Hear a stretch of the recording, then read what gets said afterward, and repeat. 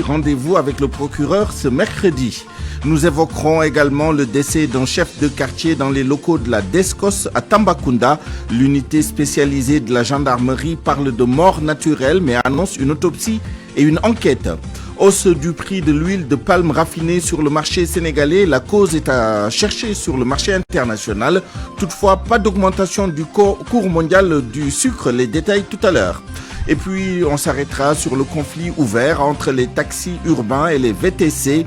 L'affaire était appelée devant le tribunal de Dakar ce mercredi. Elle a été renvoyée. À suivre notre dossier sur le sujet. Et puis, dans notre rubrique Point de vue, nous reviendrons sur le dernier rapport de l'enquête nationale sur l'emploi au Sénégal, paru lundi sur le site de l'ANSD.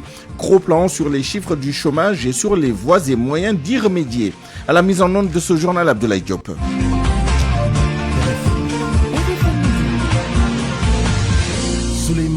La DESCOS, la direction de la surveillance et du contrôle de l'occupation du sol, s'explique sur le décès du délégué de quartier de Gourel Amat à Tambacounda dans les locaux de la dite structure. Les faits ont eu lieu lundi en fin de matinée. La famille du défunt a fait une sortie pour exiger la lumière sur les circonstances de son décès.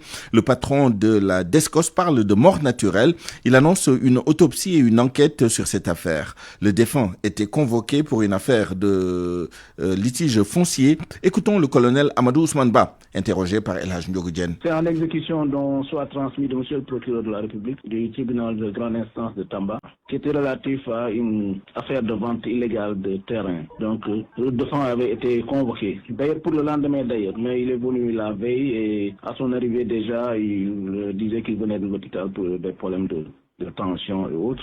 Et l'adjoint commandant de brigade qui était sur place lui avait demandé même d'aller jusqu'au lendemain pour revenir. C'est au moment où il se levait pour partir d'ailleurs qu'il est tombé. Donc malheureusement, quand les sapeurs-pompiers sont venus, il avait rendu l'âme. Donc, mais le corps a été transporté donc à la morgue de l'hôpital par la suite. Et une autopsie et une enquête ouverte d'ailleurs, ils m'ont confié à la brigade de recherche donc de Tambacounda, de gendarmerie, sur l'instruction du procureur. Donc, vraiment, ça travaille dans toutes les conditions de célérité, il n'y a rien de truc. Est-ce que l'autopsie a été déjà faite et quels sont les résultats? Bon, j'ai pas encore les résultats de l'autopsie qui sont certainement avec l'unité enquêtrice si jamais l'enquête s'est terminée. Mais ce qui est sûr, c'est qu'avec le procureur, l'enquête est ouverte. Donc voilà. Mais c'est une affaire aussi simple que ça. C'est une mort naturelle, effectivement, mais c'est très triste. En tout cas, toutes nos condoléances à la famille. Mais voilà, je pense que c'est une mort naturelle.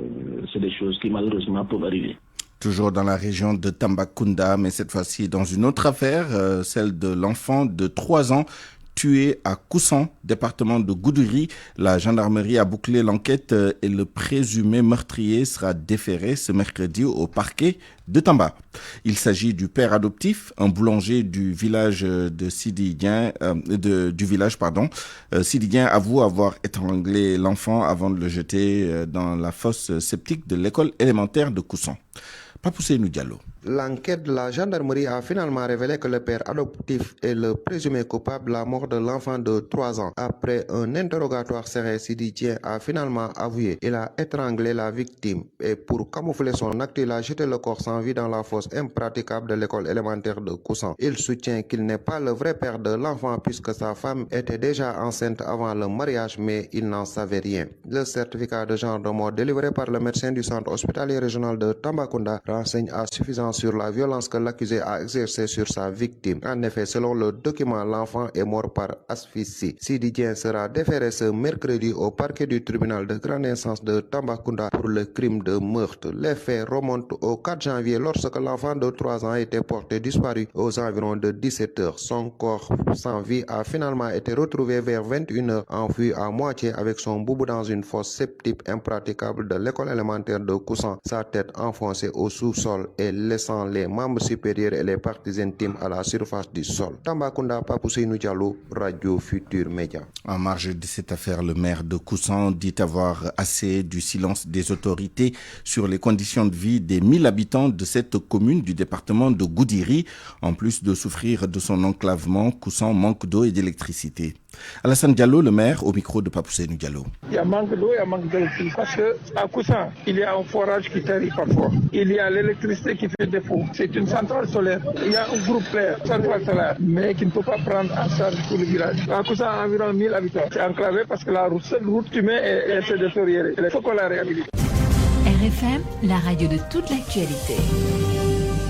Il y a quelques jours, l'Agence nationale de la statistique et de la démographie a publié les résultats d'une enquête sur l'emploi au Sénégal. Au troisième trimestre de l'année 2024, le taux de chômage est ressorti à 20,3%, soit une augmentation de 0,8% par rapport à la même période de l'année dernière. Les jeunes qui ne sont ni en emploi, ni en éducation, ni en formation représentent 30,7% de la population âgée de 15 à 24 ans. D'autres détails avec Boubacar Dian. Au deuxième trimestre de l'année 2024, les jeunes qui ne sont ni en emploi, ni en éducation, ni en formation représentent 30,7% de la population âgée de 15 à 24 ans. Le rapport de l'Agence nationale de la statistique et de la démographie révèle que ce taux est plus élevé en milieu rural qu'en milieu urbain, 37,6% en milieu rural contre 25,7% en milieu urbain. Le rapport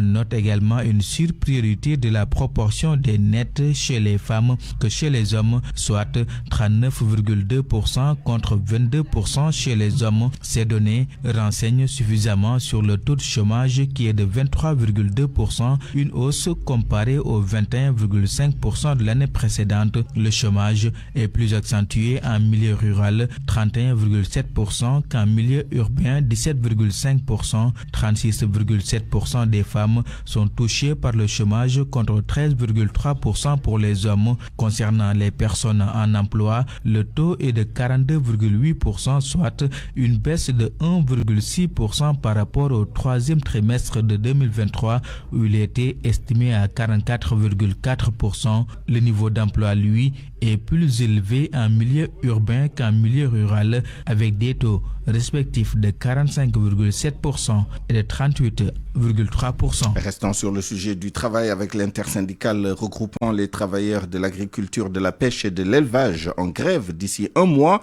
si des discussions sérieuses ne sont pas menées. Un préavis de grève a été déposé ce matin au siège du ministère de la fonction publique. Ces syndicalistes dénoncent le silence d'Olivier Boukal et de Mabouba Diagne et dénonce une absence totale de dialogue. Fama John s'est entretenu avec eux à leur sortie des locaux des 10 ministères. Ces travailleurs du secteur primaire sont lassés par les appels au dialogue restés vains. Leur mouvement d'humeur va démarrer dans un mois si rien n'est fait. Mor Diouf, le coordonnateur de l'intersyndicale des travailleurs de l'agriculture, la pêche et l'élevage. Le préavis, on le dépose au niveau du courrier. C'est un avertissement, une alerte qu'on donne à l'État dans un délai de un mois qui est le délai d'expiration pour permettre aux entités de pouvoir prendre rendez-vous et de pouvoir même négocier. Donc l'État du Sénégal a un mois, apporter des réponses, appeler à la négociation et quand même permettre au secteur primaire de continuer d'être stable. Donc sinon vous allez faire une grève? Naturellement, à la fin de ce préavis de grève-là, si des réponses ne sont pas apportées, nous allons passer à l'action. Les revendications se résument à 3 points. L'accord qui avait été signé en 2022 entre le gouvernement du Sénégal et les syndicats du secteur primaire et qui devait aboutir à la matérialisation des fonds communs du secteur primaire. S'y ajoute maintenant aujourd'hui avec la lancinante question des contractuels qui sont des pères de famille et des mères de famille dont l'avenir est menacé. Et le gouvernement tarde à donner des réponses. L'autre question, c'est la question de l'indemnité de logement. Nous sommes quand même obligés de le rappeler que l'État devrait généraliser cette indemnité de logement parce que c'est même une aberration que l'indemnité de logement ne soit pas accordée au travail du secteur primaire. L'intersyndicale des travailleurs du secteur primaire exige la satisfaction de leurs doléances. Sinon, la grève va démarrer dès l'épuisement du préavis déposé ce matin. Crise de la pêche à Kayar, il y a une baisse drastique des débarquements et les pélagiques comme le yaboy et la sardine ont tendance à disparaître. Selon les acteurs, cette crise est la conséquence d'une surexploitation des ressources halieutiques. Ils se sont d'ailleurs réunis pour faire un diagnostic des problèmes de la pêche à Kayar. Compte rendu chez Ranta Diop. Kayar, les débarquements tournaient autour de 50 000 tonnes par an, mais compte tenu de la raréfaction des ressources halieutiques, Aujourd'hui, le débarquement se situe autour de 30 000 tonnes. La pêche est en crise. C'est une crise des ressources halieutiques qui est consécutive d'abord à une surcapacité de pêche, à ce qu'on appelle un surinvestissement. Il y a les pratiques de pêche mauvaises, aussi bien repérées du côté de la pêche industrielle, mais aussi du côté de la pêche artisanale, et qui impactent négativement la durabilité de la ressource. Malgré le retrait des bateaux de l'Union européenne, un autre phénomène est en train de gagner du terrain. Moussa Mbeng, le secrétaire exécutif de l'Association ouest-africaine pour le développement de la pêche artisanale. Ce qui est plus dramatique et ce qui est plus grave, n'est-ce pas, ce sont ces bateaux sénégalisés qui permettent en tout cas à des nationaux, n'est-ce pas, d'affréter des bateaux étrangers qui vont battre sénégalais, alors que nous savons que ces gens n'ont rien de sénégalais. D'où la nécessité de prendre le taureau par les cornes pour une meilleure protection de la pêche artisanale. Abdoulaye Ndiaye.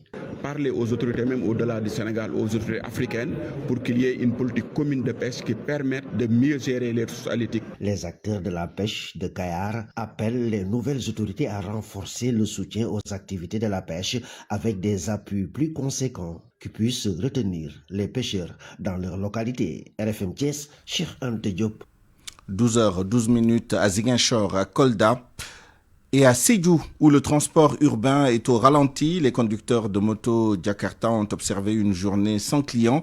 Ils ont tenu une marche motorisée pour dénoncer la décision des nouvelles autorités de réguler le secteur des deux roues. Selon eux, ils doivent dépenser pas moins de 350 000 francs CFA pour obtenir les documents demandés. Bakary Conté.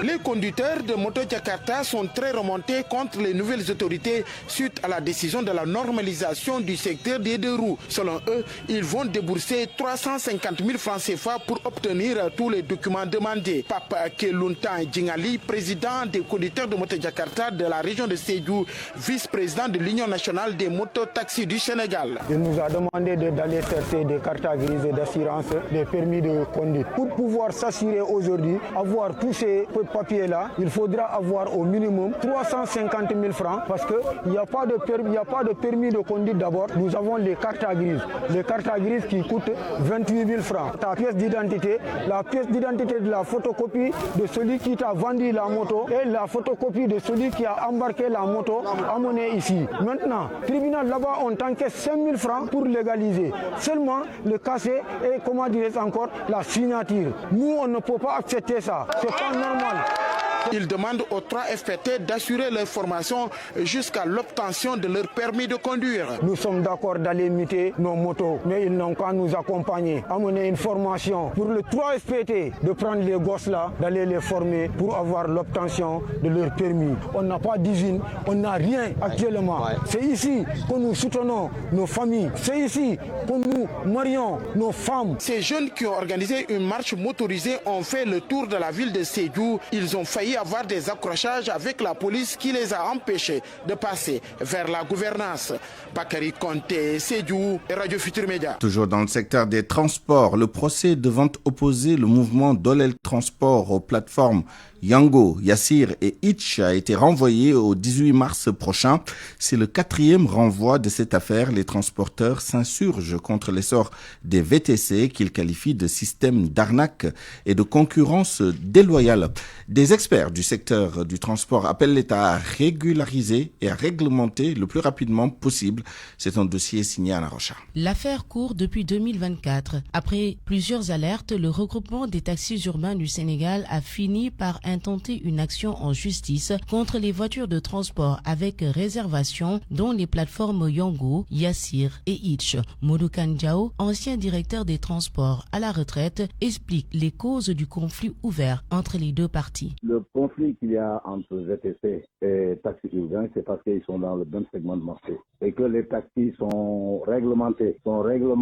Parce que n'importe qui ne peut pas faire du taxi urbain parce qu'il faut avoir une licence. Les conducteurs doivent avoir donc donc un permis de transport, ce qui n'est pas le cas des VTC, des plateformes. Donc n'importe qui est dans ces plateformes et exploite donc le secteur. Parce qu'il faut comprendre qu'aujourd'hui les taximans sont en train de perdre des parts de marché, compte tenu de la flexibilité des VTC et de la compétitivité des tarifs. Taxis urbains et VTC, tous ont leur place dans le secteur tellement la demande est forte. Il est nécessaire de régulariser les voitures de transport avec réservation au plus vite, estime le professeur Momodou Fall, expert en droit du transport. Parce qu'à Abidjan, vous savez, rien qu'à Abidjan, la population ivoirienne est de 30 millions. Rien qu'à Abidjan, c'est 8 millions et que Yango, que ce soit Itch, etc., font le travail et que, comme la demande est très forte, l'État ivoirien a régularisé et a libéralisé ces applications-là. Et je pense que l'État du Sénégal, via le ministère des Transports, devrait faire la même chose en autorisant vraiment ces applications-là et surtout en permettant à la population vraiment d'accéder à ces transports-là parce que c'est un droit fondamental, c'est nécessaire pour la population. Et ça n'a rien à voir avec une concurrence déloyale. Modou Kandjao demande même à l'État de revoir la réglementation. On attend la suite de cette affaire pendante devant la justice. En mode politique avec la plateforme Taxawu Sénégal qui dénonce ce qu'elle appelle une justice à deux vitesses, une justice à deux vitesses. C'est à propos de l'affaire de l'incendie criminel à leur siège durant la campagne électorale qui n'a pas connu de suite judiciaire pour le moment. Au même moment, notent les partisans de Khalifa Ababakar Sall, des éléments de la sécurité de Barthélémy Diaz ont été jugés et condamnés. Taxawu Sénégal a publié un communiqué aujourd'hui. Écoutons El Hadj Ibrahima Ndiaye, le chargé de communication. On a constaté la diligence avec laquelle l'enquête concernant la sécurité de la coalition, les éléments de la sécurité de la coalition Sàmm Sa Kàddu a été menée. Et je dois d'abord préciser en réalité que les faits concernant l'incendie criminel du siège de Taxawu Sénégal sont antérieurs aux faits concernant justement les gardes du corps de la coalition Taxawu Sénégal, de la coalition Sàmm Sa Kàddu. Et notre surprise a été de voir comment en fait les autorités judiciaires et les forces justement de l'ordre ont mené au pas de charge ce dossier-là, au point qu'en 2 mois, l'enquête a été bouclée et un jugement, un verdict a été rendu. Verdict que nous trouvons du reste injuste. Et on se dit en réalité, comment se fait-il que l'incendie criminel qui a eu lieu avant même cette affaire-là n'a toujours pas connu de suite. L'enquête n'avance pas, on n'en sait rien. Il n'y a aucune arrestation qui a été opérée jusqu'au jour d'aujourd'hui. Quand on sait qu'il y a des images vidéo qui ont été recueillies et versées dans le dossier, donc à la disposition de la gendarmerie. Quand on sait en réalité également qu'à la veille de cet acte lâche et criminel, il y a un responsable du parti au pouvoir qui a proféré des menaces à l'endroit des dirigeants de la coalition Sàmm Sa Kàddu. Et ces menaces, la presse les a relayées et tout le monde les a constatées. Et malgré tout, il n'y a eu aucune audition, il n'y a eu aucune arrestation. Et l'enquête concernant cet incendie criminel, malgré tous les éléments sonores, malgré tous les éléments également vidéo qui sont à la disposition justement des enquêteurs, ne bouge pas. On note une inertie, ce qui montre en réalité qu'on est en face d'une justice à deux vitesses. Dans la deuxième partie de cette édition, nous reviendrons sur l'augmentation du prix de l'huile qui, selon des experts que nous avons interviewés, était bien prévisible. Rendez-vous donc dans la seconde partie de ce journal. 12h18 minutes. 12h19 minutes maintenant. Ouais. L'actualité internationale avec vous, Georges Déthié Diop. Bonjour. Bonjour Souleymane. Au Mali, l'armée repousse une attaque terroriste à Nioro du Sahel. Bilan, 30 terroristes tués, plusieurs armes et munitions récupérées. Du côté de l'armée, l'on fait état d'une perte en vie humaine et d'un véhicule calciné. Selon un communiqué de l'état-major général des armées, l'attaque est survenue dans la nuit du 6 janvier. L'état-major ajoute que les terroristes ont été infiltrés en grand nombre dans la ville avec des complicités internes. À Nioro du Sahel, le khalife Thierno Amadou Adital a été enlevé le 24 décembre dernier et déclaré mort par ses ravisseurs dimanche. Une information non confirmée par la famille du guide religieux. En Guinée, le bilan de la manifestation des forces vives s'est alourdi. Selon le site Africa Guinée, il y a eu 3 morts des enfants âgés de 12, 16 et 20 ans. Pour l'heure, le gouvernement n'a pas réagi. Le parquet n'a pas non plus annoncé l'ouverture d'enquête pour le moment. La manifestation appelée par les forces vives de la Guinée le 6 janvier dernier a été interdite par le gouverneur de Conakry. Une manifestation pour réclamer le départ de la junte au pouvoir depuis plus de 3 ans maintenant. Le premier bilan faisait état d'un mort et de nombreux blessés. Plusieurs personnes ont été également arrêtées. La série de réactions après la dernière sortie du président français Emmanuel Macron sur la fin de la présence militaire française dans la sous-région. Le président du JIMA, le groupe d'initiative pour une médiation à l'africaine, souligne que les Africains doivent faire face au narratif français sur l'histoire de l'Afrique. Maodo Malick Mbaye propose le changement radical du programme pédagogique dans les écoles. Je suis, comme tous les Africains, très affecté par la sortie du président français Emmanuel Macron. Maintenant, comment faire pour faire face au narratif français et occidental de notre histoire? Il nous faut des chaînes de télévision et des médias aussi africains, aussi puissants que France 24 et RFI. Et le contrôle des contenus des GAFA, Google, Amazon, Facebook, Twitter, qui parlent de notre histoire comme bon leur semble. Mais surtout, le changement complet de nos contenus pédagogiques qui vont nous enseigner la véritable histoire de l'Afrique. En Côte d'Ivoire, le président Alassane Ouattara a nommé hier l'ancien Premier ministre Patrick Hachi, ministre d'État conseiller à la présidence de la République. Une nomination qui intervient à 9 mois de l'élection présidentielle. Gobia Yabi. Limogé de la primature en octobre 2023, Patrick Jérôme Hachi signe son retour devant la scène politique avec une nomination le 7 janvier 2025 par décret en qualité de ministre d'État conseiller à la présidence de la République par Alassane Ouattara. Il faut faire remarquer qu'à 9 mois des élections présidentielles de 2025, le RHDP, le parti au pouvoir, n'avait pas de leader représentatif dans la région dont est issu Patrick Hachi, réputé bastion de Laurent Gbagbo depuis le FPI jusqu'au PPACI. Cette nomination apparaît donc comme stratégique. Cette méthode a été adoptée en mai 2024 avec les nominations de l'ancien Premier ministre Jeannot Ahoussou Kouadio et l'ancien ministre d'État Albert Mabry Touakeus, tous deux en qualité de ministre d'État conseiller à la présidence. Par ces nominations, Alassane Ouattara a voulu garder son crédit sympathie dans le Vébaoulé, territoire du PDCI RDA, et l'ouest montagneux dont les deux précités sont issus. Alassane Ouattara se donne donc les moyens de rassembler au maximum autour de lui pour mieux boucler son territoire. Sera-t-il candidat pour un 4e mandat? Gobia Yabi, Abidjan, RFM. Au Cameroun, le syndicat des enseignants du supérieur est en grève depuis lundi. Une grève étendue aux 11 universités publiques que compte le pays. Entre autres revendications du CINES, le paiement de diverses primes de recherche et les allocations octroyées depuis 2009. À Haïti, plusieurs milliers de morts en 2024. Plus de 5600 personnes tuées l'année dernière, une augmentation de plus de 20% par rapport à 2023 selon le Bureau des droits de l'homme de l'ONU. En outre, plus de 2000 ont été blessés et près de 1500 kidnappés selon le rapport. Le Bureau des droits de l'homme a également documenté 915 lynchages de membres présumés de gangs ou de personnes liées à ces groupes ainsi que 281 cas d'exécution sommaire présumés impliquant des unités spécialisées de la police. Aux États-Unis, pour terminer, la dépouille mortelle de l'ancien président Jimmy Carter est revenue à Washington pour une cérémonie au Capitole. Les funérailles sont prévues demain jeudi à Washington en présence du président Joe Biden.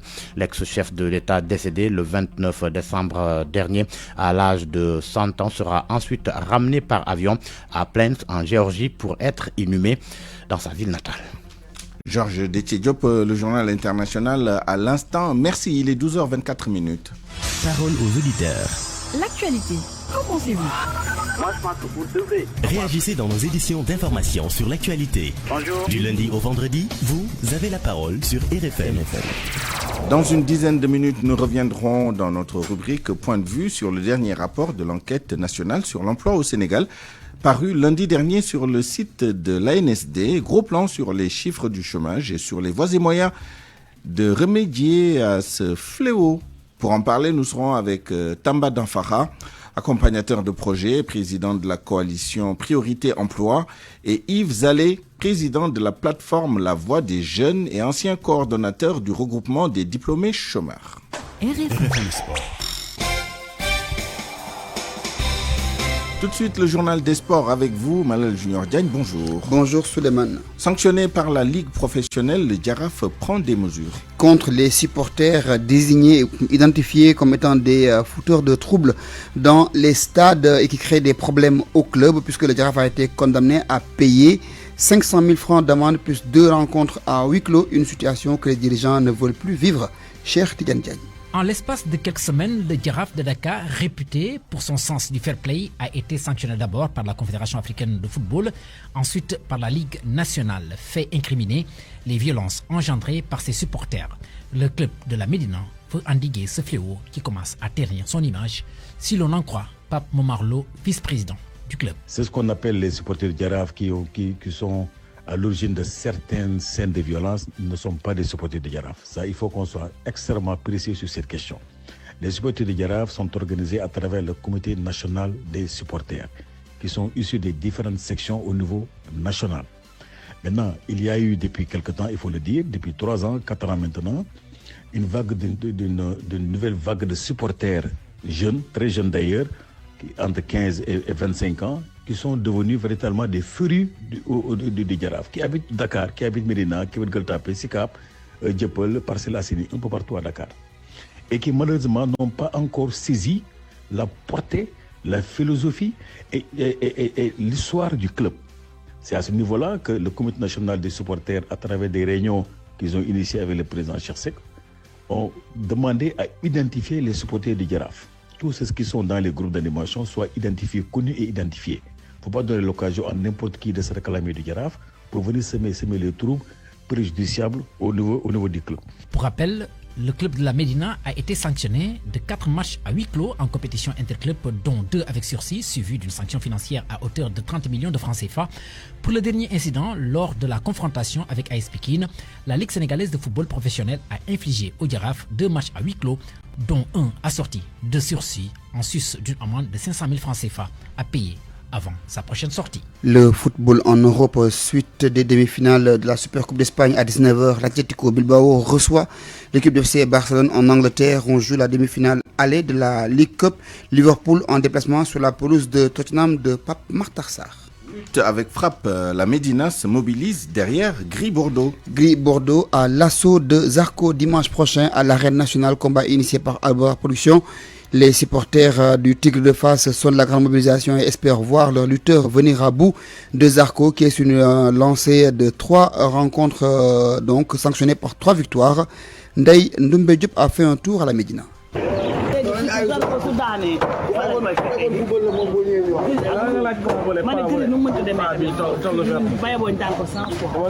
À la rue 5 de la Médina, ces supporters du Tigre de Fass réunis autour du café matinal sont confiants quant à l'issue du combat Gris Bordeaux-Zarco de ce dimanche. Tchatou Kairé, l'un d'eux. Nous avons une confiance totale en Gris Bordeaux. Il s'est bien préparé. Nous prions pour que Dieu lui donne la victoire et nous y croyons fermement. Pour l'instant, il a quelques difficultés et cela arrive à tous les lutteurs d'ailleurs. Balagay et Massen l'ont déjà vécu. Mais cette fois-ci, nous espérons que ce sera la bonne pour notre lutteur. Daouda, plus connu sous le nom de Koutia, lui emboîte le pas. D'ailleurs, il espère voir son lutteur retrouver sa place dans l'arène. Le combat Gris Bordeaux et Zarco, nous sommes tous confiants parce que nous sommes des enfants de la Médina et nous espérons que Gris va prendre la victoire dans ce combat-là. Ici à la Médina, nous, quand Gris a un combat, nous tous nous serons toujours confiance parce que c'est un fils de la Médina, c'est un grand de la Médina. Nous sommes prêts pour tout, pour revoir le Gris qui était de l'avant. Casquette noire à la tête, la soixantaine Mbaye Faye, cet ancien caméraman du CNG, met Gris Bordeaux dans un costume de favori tout en l'invitant à être sur ses gardes. Je donne favori à Gris Bordeaux. Mais à part tout cela, c'est de la ligue. Tu peux venir s'enquérir ou bien ne pas s'enquérir. Prévu ce dimanche, les supporters du Médinois espèrent Gris Bordeaux mettre fin à sa série de défaites pour se replacer. Mais en face, la terreur de Grand Yoff sera une montagne difficile à franchir. Voilà Suleiman, c'est tout pour le sport. Merci. Malal Junior Diagne. RFM, l'info, c'est ici. L'info, c'est ici. Et on reparle de la hausse du prix de certaines denrées de grande consommation. En ce qui concerne l'huile, l'augmentation était bien prévisible sur le marché mondial. En effet, une hausse s'est opérée il y a de cela 2 mois. Aujourd'hui, on commence à en ressentir les répercussions car de nombreux commerçants avaient arrêté de s'approvisionner, ce qui pourrait occasionner une pénurie. Nafissatou Silla. On devait s'y attendre parce que déjà les prix de l'huile avaient connu une hausse et ça depuis le mois de novembre à l'échelle internationale. La FAO avait déjà tiré l'indice des prix. Les commerçants le savaient. Omar Touré est importateur. Il nous explique pourquoi on ne l'a pas senti venir cette hausse. C'est en novembre que le prix de l'huile a augmenté. Mais comme l'État du Sénégal avait fixé des arrêtés, on ne pouvait pas augmenter subitement et on vendait les 20 litres à 18 500 francs CFA. L'État du Sénégal avait déjà fixé les règles et quand on n'a pas pu suivre, on a arrêté de passer des commandes. Ainsi, l'approvisionnement commence à ralentir et on voit aujourd'hui les répercussions. Nous étions devant le mur, ne pouvant plus avancer. On ne pouvait plus commander comme avant. Donc, c'est ce qui cause probablement une pénurie d'huile. Mais je pense que l'État doit faciliter les choses pour nous permettre de vendre normalement. Nous n'avons pas, du jour au lendemain, augmenté le prix. Nous l'avons fait au fur et à mesure. Le Sénégal produit de l'arachide certes, mais sa transformation en huile pour une consommation locale reste une difficulté. Alors, on se rabat sur l'importation. La production de la Sonacos n'est pas importante. L'importation d'huile est alors normale. Et s'il y a hausse à l'international, c'est sûr que cela va se répercuter sur le marché local. C'est comme le dollar. Pour le sucre et le riz, il ne doit pas y avoir de changement majeur, nous le confirme cet importateur. Et pour le sucre, la CSS l'a confirmé hier, un stock important est disponible. RFM, la presse du jour. La revue de presse avec Mohamed Ali Mouba. Bonjour.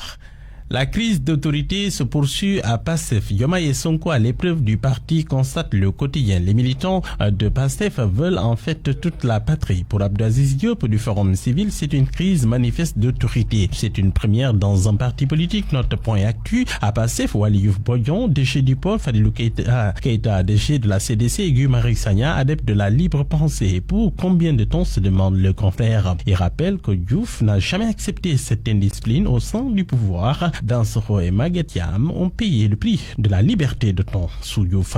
Wade n'a pas accepté non plus les sorties de piste du professeur Abdoulaye Bathily. Macky Sall s'est débarrassé de Moustapha Cissé Lo, de Sori Kaba ou encore de Moustapha Diakhaté pour des positions anticonformistes. Le journal Le Quotidien constate en fait que Diomaye et Sonko font face aux armes de PASTEF. Ce qui est la force de ce parti et qui l'a conduit au pouvoir est en train de devenir sa propre faiblesse dans la gestion étatique avec la remise en cause public des décisions présidentielles, comme s'il devait y avoir une sorte de gestion collégiale de l'État avec le parti aussi ses activistes. C'est l'effet boomerang, relève sucré-salé. Barthélémy Dias en profite pour tirer sur PASTEF et ses méthodes évincées de la mairie de Dakar, dégagé de l'Assemblée. L'ex-maire de la ville de Dakar défie Ousmane Sonko. Le journal Vox Populi lui ouvre ses colonnes. Tu as connu un ami, mais là tu connaîtras un vrai adversaire politique, a dit encore Barthélémy Dias. Tu as braqué ma mairie, mais sache que ça ne sera pas prescrit.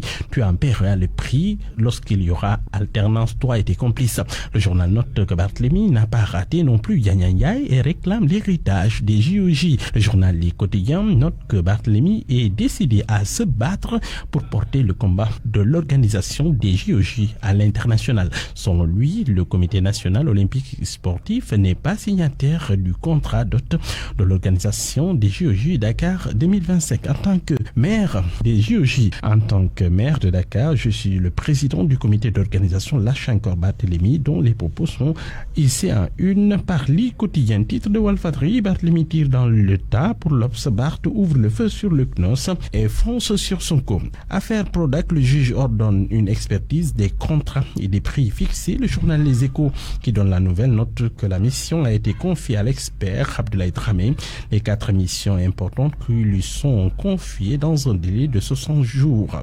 Le journal Obs relève que le parquet est dans une enquête décisive. Le juge est en pleine phase d'investigation. Pendant ce temps, le journal Enquête pointe lui ce qu'il appelle les connexions douteuses du DG d'Air Sénégal. L'entreprise dont il est le promoteur représente des concurrents de la compagnie nationale Air Ivoire, Flynas. Ses partenaires d'Iris qui sont dans toutes les sauces. Des suspicions sur la location d'avions pour le pèlerinage. Les membres du personnel vont debout contre la volonté de les transférer à 2AS. Et puis cette scène d'horreur dans le département de Koungheul, scène d'horreur d'une sanglante bagarre entre bergers et cultivateurs à Yontou, racontée par Vox Populi. Dans ce village, note le journal, dans ce village dit d'Amoride, les frères Ngak ont failli périr sous les coups de coupe des bergers. À l'origine de ce déchaînement de violence, donc, le troupeau des bergers qui a investi le champ d'arachide des frères Ngak. Les 2 jeunes bergers sont en fuite après avoir fait leur forfait. Les villageois ont appréhendé leur père. Point de vue. Regard croisé sur l'actualité du jour. À 12h36 minutes, bienvenue dans notre rubrique Point de vue. Avec nos 2 intervenants du jour, nous allons revenir sur l'enquête nationale sur l'emploi au Sénégal pour le 3e trimestre de l'année 2024, publié par l'Agence nationale de la statistique et de la démographie. On verra notamment comment a évolué le taux de chômage et surtout nous essaierons de voir comment remédier à ce fléau qu'est le manque de travail. Nos 2 intervenants du jour donc, M. Tamba Danfara, accompagnateur de projet et président de la coalition Priorité Emploi. M. Danfara, bonjour. Bonjour Suleiman, bonjour aux auditeurs également de RFM. Merci d'avoir accepté notre invitation. Bonjour Yves Zalé. Bonjour Suleiman. Vous êtes le président de la plateforme La Voix des Jeunes et vous êtes l'ancien coordonnateur du regroupement des diplômés chômeurs. Bienvenue dans ce mini-débat. Je commence avec vous, Tamba Danfara. Tous les chiffres sont à la baisse comparativement à la même période en 2023, donc le 3e trimestre 2023. Autant le taux d'activité, le niveau d'emploi, que le taux de chômage qui a, quant à lui, augmenté légèrement à un peu plus de 20% ou un peu moins de 21%. Alors, quels sont les commentaires que cela vous inspire, l'évolution du marché du travail ces derniers trimestres et par rapport à l'année dernière, à la même période? Oui, il faut déjà, Suleiman, saluer les efforts de l'Agence nationale de statistique et de démographie. Et il y a 3 remarques sur les 3 chiffres clés qui ont été donnés. Pour ce qui concerne la population en âge de travailler, on se rend compte aujourd'hui qu'il a baissé de 3,1%. L'une des explications à donner, c'est que l'émigration joue sa partition. C'est-à-dire que le nombre de personnes en âge de travail diminue du fait justement des migrants qui s'en vont et qui ne sont donc plus comptabilisés. Le deuxième chiffre, c'est 42,8% des personnes en âge de travail sont actives. Ça veut dire que probablement aussi là, c'est le nombre de retraités qui augmente dans notre pays et sans pour autant que cela ne soit accompagné par l'arrivée justement de nouvelles personnes en âge de travail. Ensuite, le troisième chiffre qui est le plus important, c'est le taux de chômage qui est à 20,3% durant ce 3e trimestre et qui, donc, comparativement à la période passée de 2023, fait une baisse de 0,8%. Ça représente quand même, Suleiman, plus de 80 000 personnes qui s'ajoutent un peu sur le marché de l'emploi. On peut expliquer cette augmentation par l'arrêt des activités dans le domaine du bâtiment et des travaux publics, les BTP. Voilà. Alors, merci pour cette analyse des chiffres. Je précise que on a deux taux de chômage au Sénégal. Donc le taux de chômage, le chômage au sens élargi, c'est celui que l'on utilise au Sénégal, qui est de 20,3%, comme vous l'avez dit. Et quand on prend le chômage au sens du Bureau international du travail, qui est un sens un peu plus restrictif, on est à 5,8% si je ne m'abuse. Donc pour notre bonne compréhension donc des chiffres qui sont donnés ici et là. Alors, Yves Zalé, je rappelle que vous êtes l'ancien coordonnateur du regroupement des diplômés chômeurs, mais vous êtes actuellement le président de la plateforme La Voix des Jeunes. Et vous, quel est le commentaire que vous faites de ces chiffres? Oui, Suleiman, comme vous le savez, aujourd'hui, le Sénégal, c'est un pays qui compte énormément de jeunes.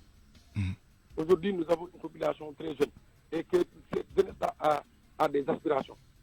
Et la principale aspiration, c'est l'emploi, c'est de trouver un travail. Malheureusement, il y a des difficultés dans la formation, mais aussi il y a des difficultés dans l'insertion, dans la politique d'emploi, dans la politique d'insertion des jeunes. Aujourd'hui, c'est des milliers de jeunes aujourd'hui qui arrivent dans le marché de l'emploi, mais très peu parmi eux arrivent à trouver une insertion. Donc cela, le fait, il est lié à plusieurs choses à la fois. L'environnement économique a connu des perturbations depuis 3 à 4 années. Et cela n'est pas resté sans effet au niveau du marché de l'emploi, mais aussi certaines mesures qui ont été prises, comme mon co-débatteur vient de le dire, dans le secteur du BTP. Aujourd'hui, beaucoup de jeunes aujourd'hui, ils sont au chômage. Mais ce qui est important est de savoir que au Sénégal, ce que l'État devrait faire, c'est de mettre l'accent sur le secteur primaire, qui aujourd'hui n'est pas ce qu'il doit être. Je peux m'expliquer par rapport à ça. Aujourd'hui, l'agriculture aujourd'hui et l'élevage devaient être les greniers d'emploi, ainsi que la transformation des matières premières, ce qui n'est pas le cas au Sénégal et dans beaucoup de pays en Afrique subsaharienne. Les jeunes qui devaient travailler la terre aujourd'hui, ils sont dans les villes, ils sont en train de faire du tchak-tchak. Les jeunes qui devaient... Je me permets d'ajouter la pêche parce que c'était quand même... Voilà, d'accord, très bien. Aujourd'hui, les jeunes pêcheurs, aujourd'hui, ce sont eux les transporteurs de migrants. C'est les migrants et les transporteurs de migrants. Pourquoi? C'est parce que l'activité ne donne plus, l'activité n'arrive plus à nourrir son homme.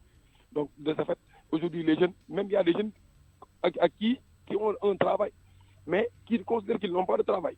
Tu vois un jeune qui travaille, qui a un boulot, qui se considère qu'il n'a pas de travail, parce que ce travail ne lui permet pas de nourrir sa famille, de subvenir à ses besoins. C'est pour cela que ce jeune-là, s'il arrive à rassembler un peu d'argent, est prêt à prendre la pirogue pour aller en Europe, au prix de sa vie. Donc, il faudra une vision d'ensemble.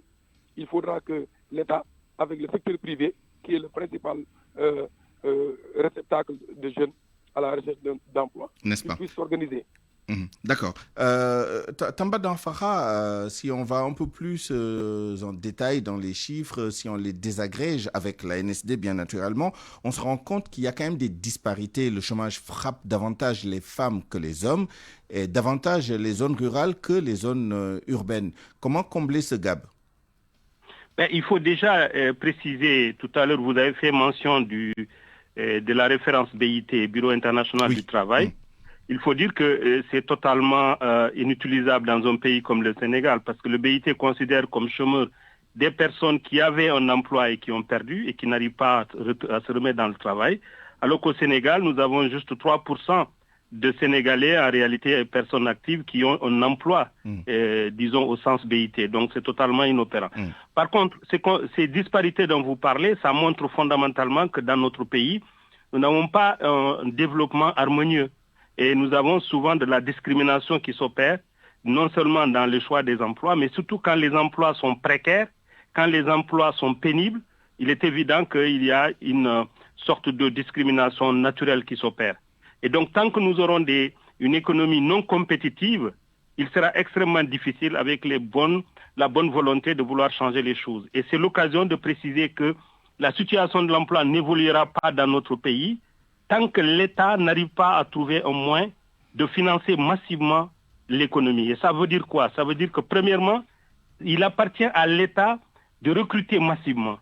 dans les pays nordiques qui servent de référence de bonne gouvernance dans le monde entier, 33% des personnes actives sont employées par l'État.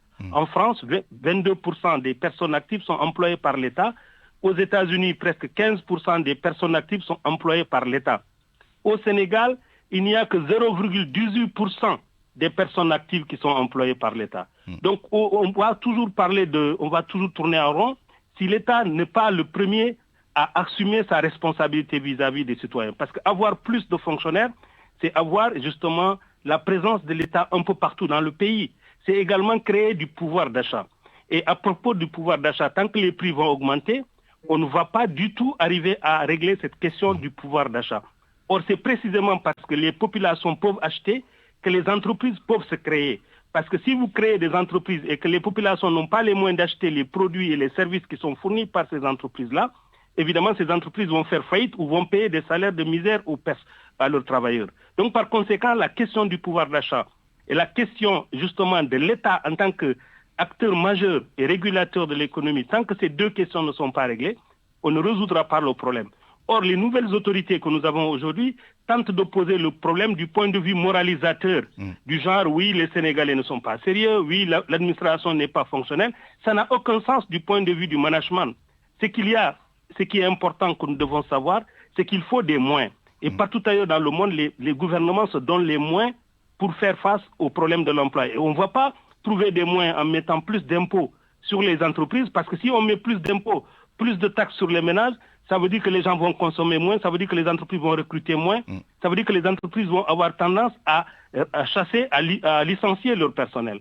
Donc on ne fera qu'aggraver la situation si on pense qu'on va régler le problème de l'emploi en passant par la taxation ou la fiscalisation exagérée et inconsidérée. Donc de ce point de vue, l'État aujourd'hui doit, à moins si on n'a pas la prise sur la monnaie, qui est un levier formidable, mais au moins que l'État se dise, moi, mon train de vie aujourd'hui, je vais le diminuer. Je diminue mon train de vie et je fais en sorte que mon personnel, les fonctionnaires, mes services publics fonctionnent mieux.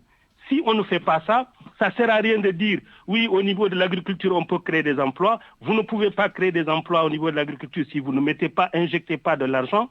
Vous ne pouvez pas créer des entreprises agricoles performantes si les Sénégalais n'ont pas les moyens d'acheter les produits des entreprises sénégalaises. Donc, de ce point de vue-là, fondamentalement, il faut que le gouvernement du Sénégal se réajuste et nous dise fondamentalement comment il va trouver de l'argent hors de la fiscalisation, hors de la taxation. Merci.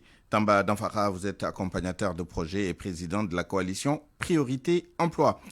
Je termine avec vous, Yves Zalé. Toutes les strates de la société à partir de 15 ans sont touchées par ce phénomène de chômage, mais les jeunes davantage que les autres, et bien naturellement.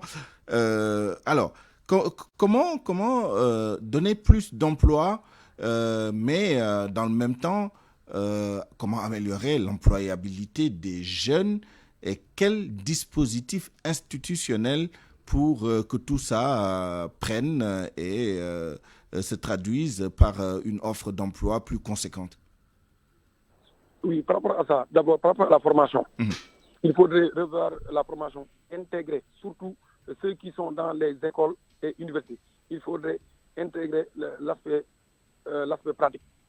C'est-à-dire aujourd'hui, les étudiants devraient faire des pratiques, soit en entreprise, soit en administration. Comme l'exemple à la fac de médecine, où l'étudiant, la matinée, il est à l'hôpital, l'après-midi, il est à l'université. Donc, je pense, ça, déjà, c'est une solution. Ça permet d'avoir une expérience professionnelle avant même de terminer son cursus. La formation en alternance. La formation en alternance.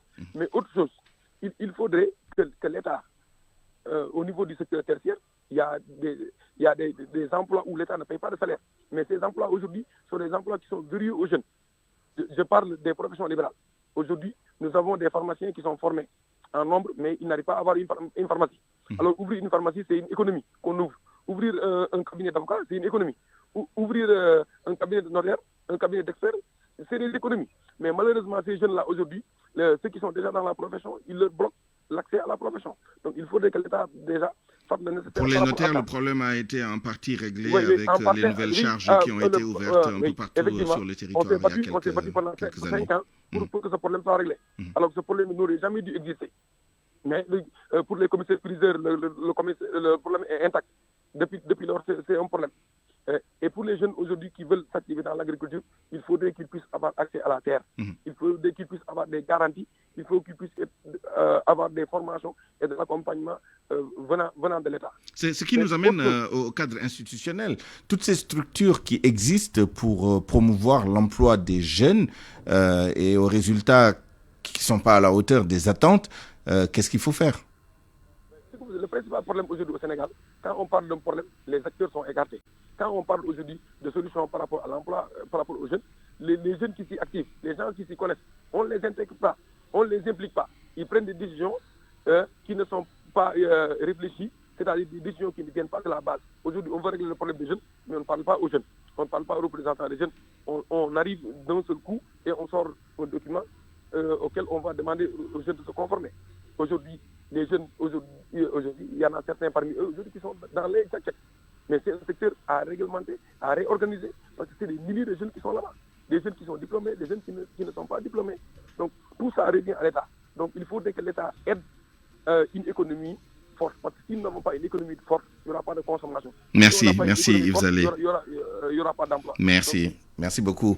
Je rappelle que vous êtes le président de la plateforme La Voix des Jeunes et ancien coordonnateur du regroupement des diplômés chômeurs. Nous vous retrouverons tous les deux dans la version Wolof de ce débat. À 12h50, c'est la fin de cette édition que je vous remercie d'avoir suivi. Merci à toute l'équipe qui m'a aidé à la préparer et à vous la présenter. El Hadj Ndiogoudien à la rédaction en chef, chef d'édition Awambaï, à la mise en onde Abdoulaye Diop et à la production Alunba et Kaderlo. À 13h, vous avez rendez-vous avec El Hadj Ndiogoudien pour le grand journal en Wolof. D'ici là, excellente suite des programmes. Au revoir.